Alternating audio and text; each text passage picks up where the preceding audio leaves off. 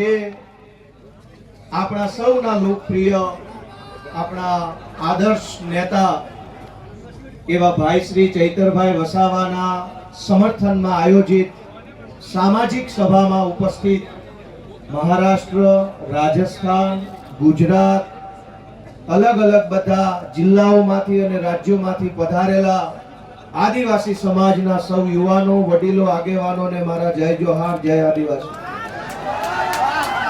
મંચ ઉપર ઉપસ્થિત ગુજરાતભરના આદિવાસી સમાજ માટે હંમેશા જેઓ લડે છે એવા ભાઈ શ્રી આનંદભાઈ પટેલ, હંમેશા જેમણે ચૈતરભાઈની સાથે ખભે ખભો મિલાવી અને ગુજરાતભરના મુદ્દા ઉઠાવ્યા છે એવા શ્રી ઈશુદાનભાઈ ગઢવી, ચૈતરભાઈની સાથે મળી અને આદિવાસી વિસ્તાર માટે, અમારી પાર્ટી માટે, ગુજરાત માટે હંમેશા જેમણે કામ કર્યું છે એવા ભાઈ શ્રી મનોજભાઈ સોરઠિયા, મહારાષ્ટ્ર અને રાજસ્થાનથી પધારેલા આદિવાસી સંગઠનોના સૌ આગેવાનશ્રીઓ, નિવૃત્ત આઈએએસ સાહેબશ્રી, બધાનો પહેલા તો હું ખૂબ ખૂબ આભાર વ્યક્ત કરું છું કે આ મુશ્કેલ ઘડીમાં બધા એક થઈને ભેગા મળીને ચૈતરભાઈની સાથે ઊભા છે.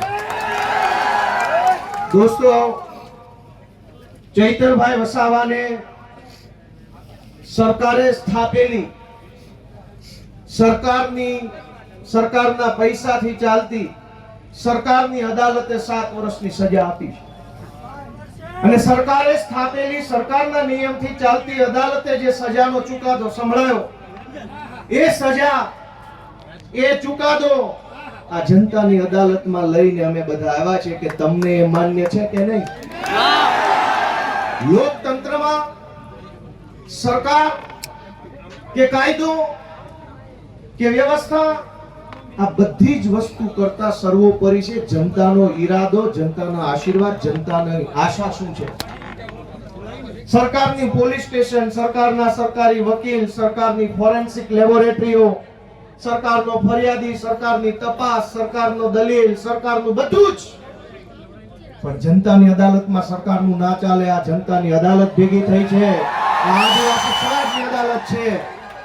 ચૈતરભાઈને સરકારની અદાલતે અને સરકારે ભેગા મળીને જે કાંઈ ન્યાય અન્યાય કર્યો એનો સાચો ન્યાય આદિવાસી સમાજની અદાલતમાં થવાનો છે અને નિર્ણય આજે અહીંથી આપણે કરીને જવાનું. દોસ્તો, સરકાર એમ કહે છે કે ચૈતર વસાવાને 7 વર્ષની સજા. આ જનતાની અદાલતના કરોડો ન્યાયાધીશો તમે અહીંયા ઊભા છો, તમે કહો તમે શું સજા કરશો ભાજપને?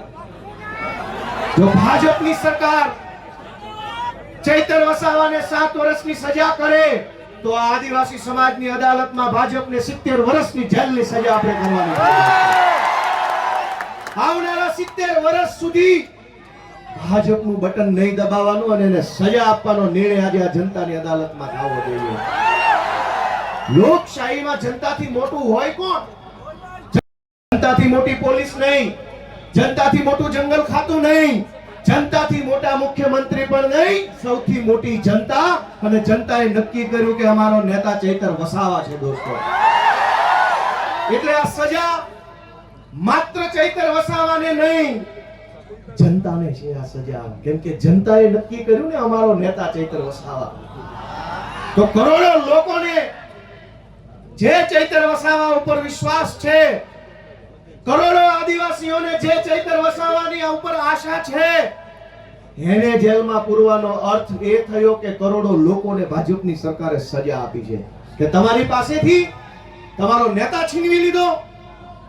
અરે ભાઈ સાહેબ, કેટલા વર્ષો પછી ભગવાનના આશીર્વાદથી, પ્રકૃતિના આશીર્વાદથી, વડીલોના આશીર્વાદથી, હજારો વર્ષો પછી એક લડાયક ચૈતર વસાવા જેવો નેતા આપણા ગુજરાતના આદિવાસી સમાજને મળ્યો.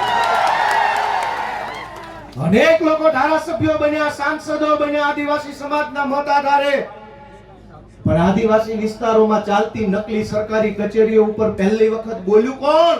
ચૈતર વસાવા બોલ્યા. અનેક લોકો આદિવાસી સમાજના મતના આધારે સાંસદો, મંત્રીઓ બન્યા, પણ આદિવાસીઓની જમીન ઉપર વિવિધ કંપનીઓ લાવી આદિવાસીઓને ખદેડવાનું કામ કરતા હતા. એની વિરુદ્ધમાં પહેલો મજબૂત અવાજ ઉઠાવ્યો કોણે? ચૈતર વસાવાએ.